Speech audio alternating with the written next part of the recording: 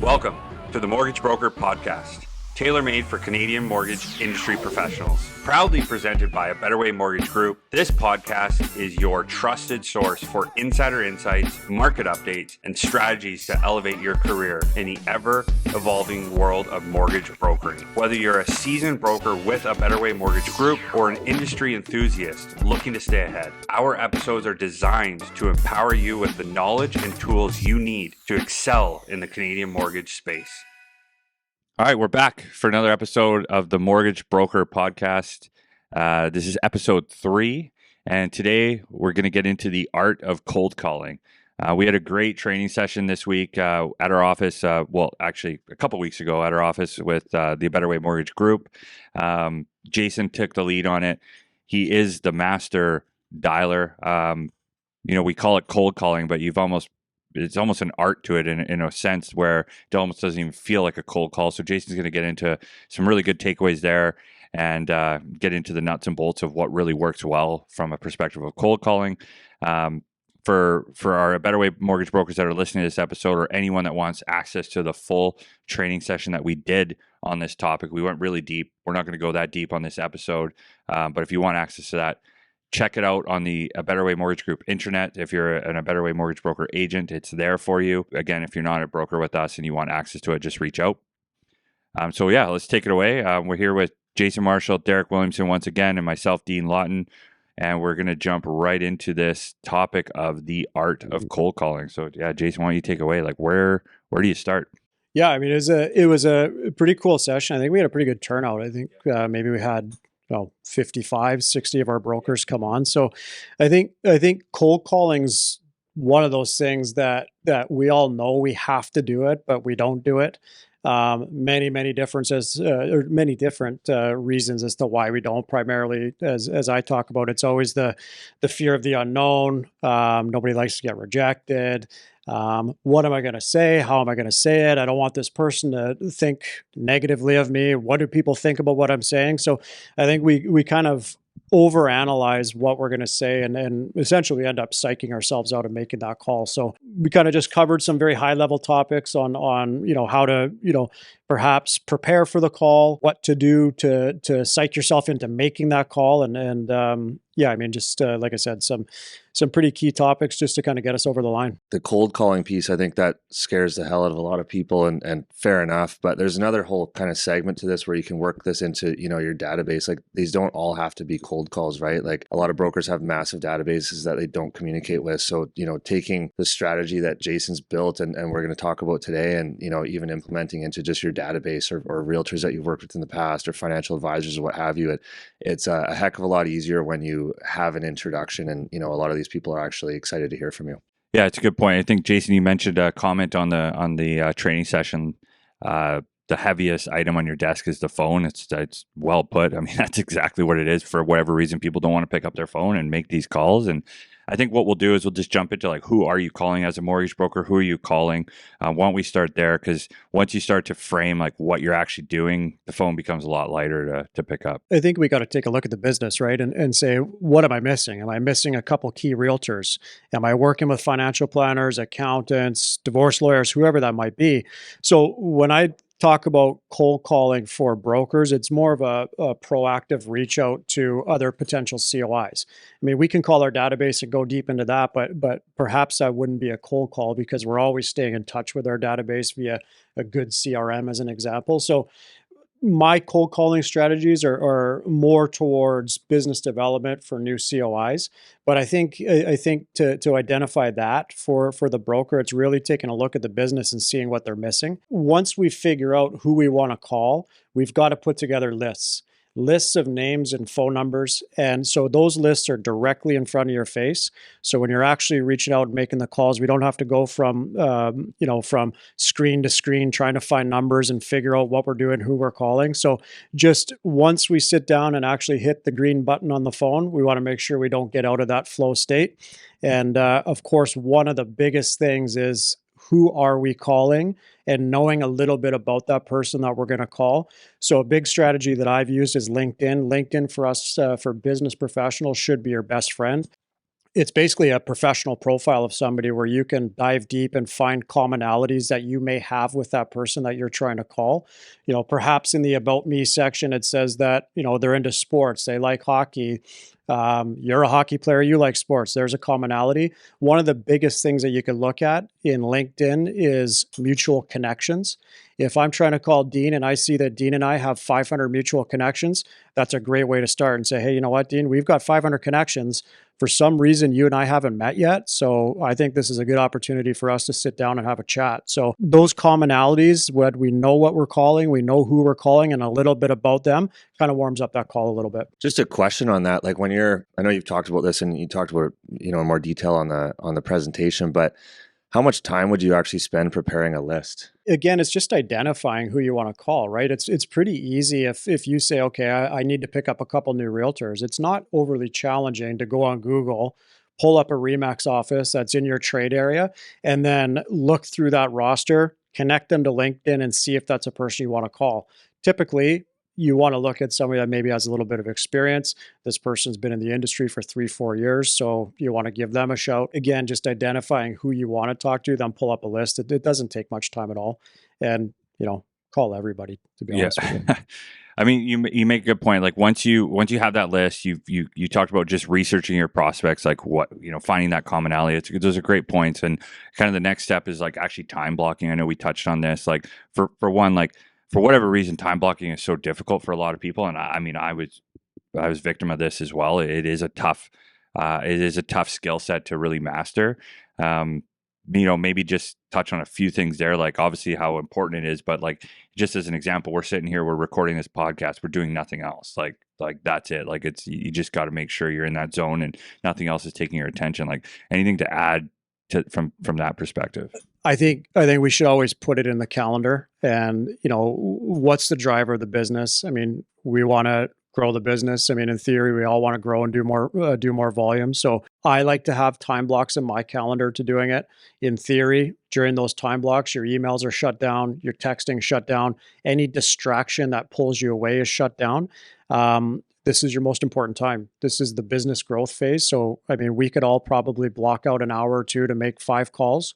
And so having it in the calendar just gives you the visual to know that this is call time. And if you miss that, you've got to try to rebook it with yourself. So I like to have it in the calendar just as a visual. And I think if it's not in the calendar, typically it doesn't get done. So for me, that's my that's kind of one of the tricks that I use.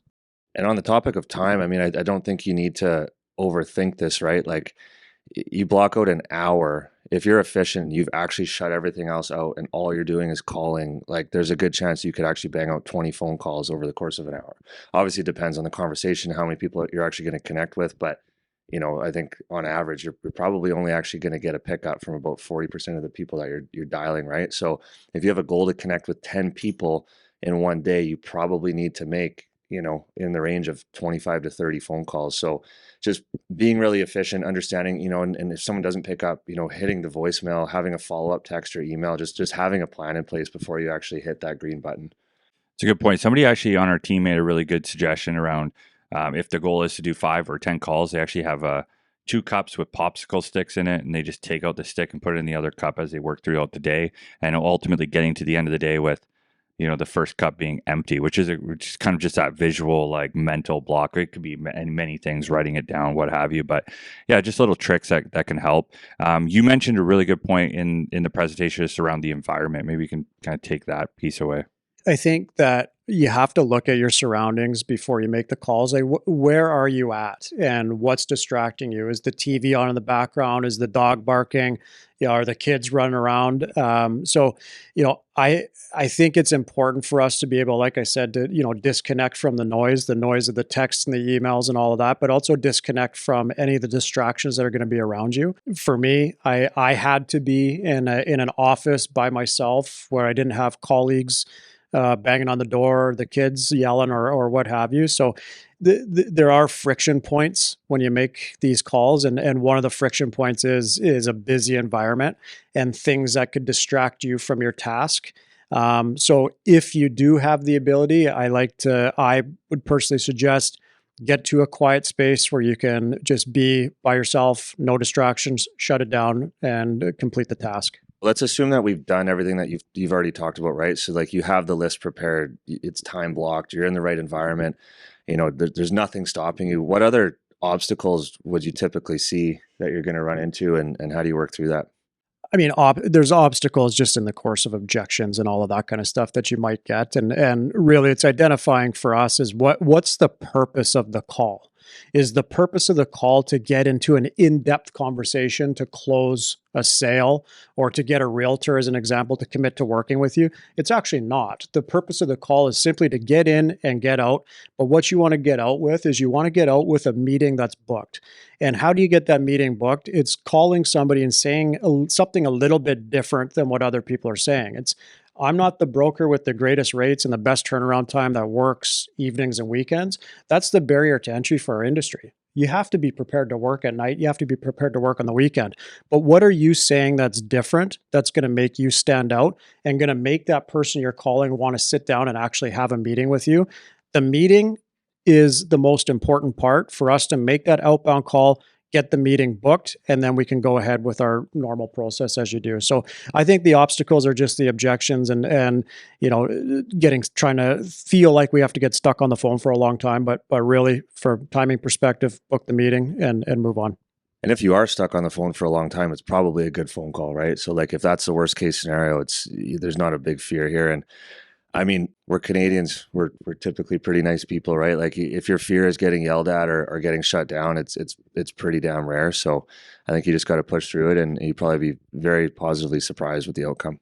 Well, you have to remember too, is when you're doing those reach outs and you're nervous about it, let's just say it's a realtor, that's typically who people are cold calling. I think we should branch out into other financial services, but we're doing things that the person you're calling should be doing in their business. And to me, that always helped me kind of overcome that, where if somebody's going to be upset at me for calling them, it's like, well, what are you doing? Because this is what you should be doing. So. Yeah, I mean, it's a great point. Like I've heard somebody say in the industry that they're a very aggressive dialer as a mortgage broker, and they call realtors. And one thing that they do is they just keep calling the same person. Probably not my approach, but they just keep calling the same person and leaving voicemails, and they'll just keep leaving voicemails until that individual ultimately calls them back or tells them to just F off. Quite frankly. And the way they look at it is every time they get that voicemail, it's like a commercial about, hey, I'm here, reminding them like, I'm here, I want to talk to you, I want to do business with you. And their whole approach was, if you leave 7-10 voicemails, in a row over the course of, however many days or weeks it takes, it shows that COI, like, this guy's determined to get in touch with me. He must, or she must be very determined to get the deals done that they ultimately want to get from me. So there's different ways to look at it, but I always thought that was a kind of an interesting approach. Not something I would have done myself, but I understand the concept there. So maybe just to kind of wrap up, like maybe some rapid fire bullets on like how can we just better prepare? I mean, some of this might be a little bit repetitive, but just, there's some good pieces here, that there's some awesome points in the presentation. Again, just a reminder, go back, watch that presentation in detail. There's some really good stuff there, but maybe we can just round out the episode just with some bullet points. Yeah, I think, covering that in full detail in the episode, in the episode that we did there was great. But just a couple things to think about is one, if we're nervous to make the call, warm up the cold call. How do we do that? Perhaps a pre-text message to the person you're reaching out to saying, hey, I'm calling you on this date, and then make sure you follow through. I've always used LinkedIn. I'm a big fan of it. I think LinkedIn is the best tool for business professionals. Again, it's a professional profile right in front of you.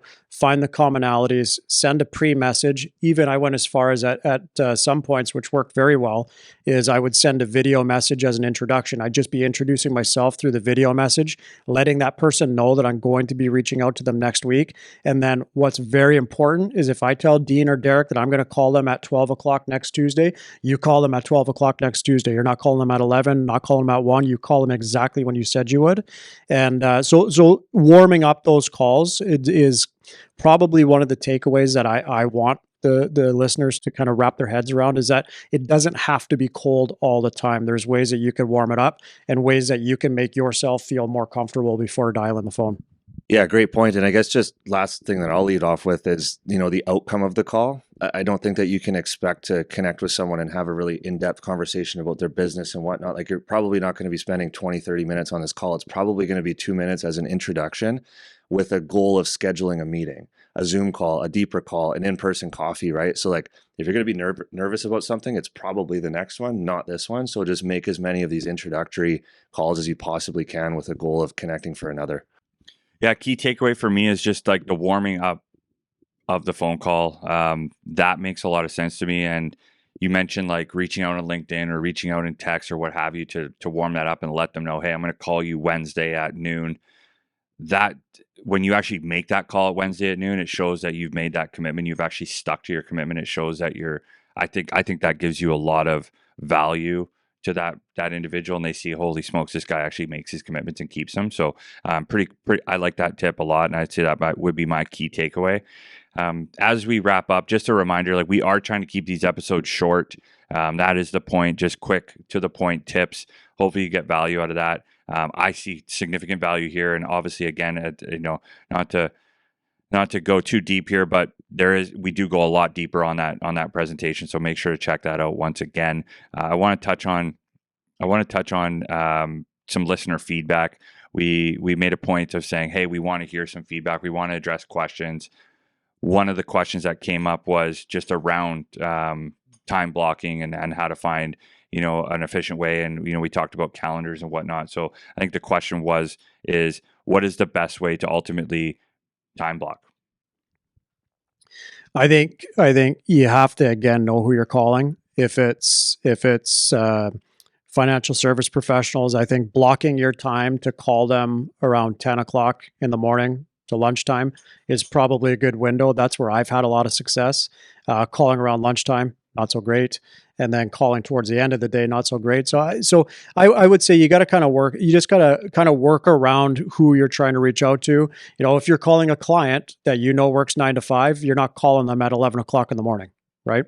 So I think time blocking, I would suggest 10 o'clock to 12 o'clock, financial service professionals, and just get it in the calendar and do your best to stick to it. Yeah, I mean, you need to live out of your calendar, right? Like, if you're not using your calendar, time blocking will do nothing for you. You have to have everything in your calendar. Your day needs to be scheduled, and that's the only way that this is really going to operate. You can schedule reminders. You can set reminders for a day, a week before. If you're not working out of your calendar, you absolutely need to. You can start using apps like Calendly, where you can actually send links to people and they can book a call in your calendar. So again, if you're not doing that, that's the baseline. Once you're actually actively using it, you can start to time block, like Jason mentioned, and get specific with it. To wrap that up, the beauty about these booking links like Calendly or other there's so many other softwares that offer that same service. The beauty of it is you can actually put the block into the calendar, ensure that nobody books you at those times that you want to be making these calls. So just a really powerful tool that's to us kind of a no-brainer, but it's funny how so many people aren't using these simple softwares that are almost virtually free in some cases. So just a bit of recap. It was a great episode. We had some really good takeaways there. Cold calling is a tough thing. We found a bunch of ways to make that phone a lot lighter to pick up. Going forward, we've had a lot of feedback around the director of WOW position and, ultimately like getting help, but getting assistance to calling your database. We're going to dive into that we're going to do a very deep dive of actual series on how to hire and what that role looks like as a director of WOW. In other words, I think we've called them success managers in the past, marketing assistants, those sorts of people that are just dialing your database or dialing people for you, setting up meetings for you. We're going to go very deep on that in a series of training sessions within our brokerage, and we're going to be touching on that in a future episode. We have a lot of great episodes coming this in the near future here. We have some good guests that we're going to be starting to roll out. Those episodes might be a little bit longer, but again, we're going to try and keep these episodes to that 15 to 20 minute mark. And on to the next one. The one thing I do want to leave you with is, if you do enjoy these episodes, the 5-star reviews mean the most to us. We only want them if we've deserved them. So if we earned it, please leave a 5-star review and subscribe to whatever platform you're listening to. That's what's going to keep us going, and your feedback is key. So keep it coming, and on to the next one. Thank you for tuning in. If you found value in this show, please subscribe to our channel on your preferred platform. We're available on Spotify, Apple Podcasts, and YouTube. Your support is incredibly appreciated. We also welcome your reviews and feedback, which are crucial in helping us deliver outstanding educational content. Feel free to share your thoughts. A 5-star review would be fantastic if you think we earned it. Lastly, a vital announcement about Backpack Buddies, our chosen charity for 2024. This remarkable organization addresses a hidden hunger issue many are unaware of. In British Columbia, while school districts provide meals during school hours, numerous children face food scarcity at home, particularly during weekends. Backpack Buddies steps in to support these vulnerable children, ensuring they have easy to prepare, familiar food for weekends. This is achieved through collaborations with schools and an extensive distribution network. Your contribution can make a significant difference. With just $20, you can give a child in need a food bag from Backpack Buddies filled with enough meals and snacks to sustain them over the weekend and more. Once again, thank you for listening and see you on the next one. We're here in the warehouse today. There's over 25 of us packing. The goal is to pack as much food as we can for the kids in the next 2 hours. We are stuffing bags to help feed kids that don't go home with meals on the weekend. I'm actually unpacking and getting the food ready for the boxes while we have a crew packing individual bags. Hello, we are here at the Backpack Buddies. It's a great cause. We are super happy to partnership with the Equitable Bank. Feels pretty awesome. It reminds myself, and I'm sure everybody else, how thankful I am that I have meals to put on my table. Phenomenal cause. Our partners Equitable Bank are supporting. A lot of our brokers are in-house as well. At the end, we have Jason packing them into bags of 5. Super happy to be a part of Backpack Buddies. Awesome charity that the Better Way Mortgage Group is supporting. Super happy to be here, and yeah, let's get a lot of food out. We just learned a great stat that this actually feeds 6,000 kids a week all throughout BC. Amazing cause and a great day here.